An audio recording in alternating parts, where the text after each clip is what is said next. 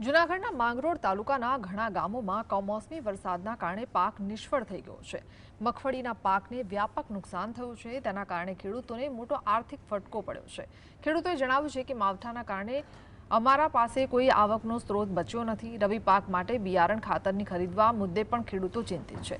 સરકાર ખેડૂતોના પાક ધિરાણ માફ કરે તેવી માંગ ઉઠી છે।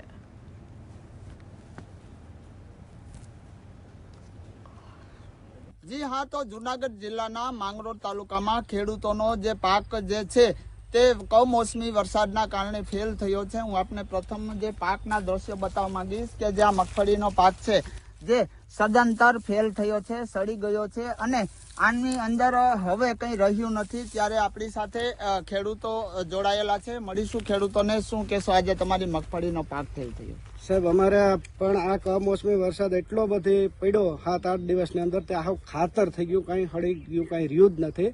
હવે અમે અમારી આશા રાખીને બેઠા હોય કે આ મગફળીનો પાક ઘરમાં આવશે એટલે અમારું જે પાક ધિરાણ છે આમાંથી ભરી દેવું, પછી રવિ પાક કરવાનું બિયારણ ખાતર લેવું। હવે અમારા હાથમાં તો કંઈ આવ્યું જ નથી। માલઢોરનો ચારો ન થયો કે કોઈ જાતનું અમારા હાથમાં પણ આવ્યું નથી। તો હવે આ રવિ પાકનું બિયારણ અમારે ક્યાંથી લેવું? પાક હાવ સંપૂર્ણપણે નિષ્ક્રિય ગયો છે અને સરકારને એ વિનંતી છે કે પાક ધિરાણ માફ કરે, બાકી આમાં કોઈ રીતે ખેડૂત બેઠો થઈ શકે એવી નથી પોઝિશન। હાવ ફેલ પોઝિશન છે, કોઈ વસ્તુ આમાંથી આવે એમ નથી। મગફળી હાવ પતી ગઈ।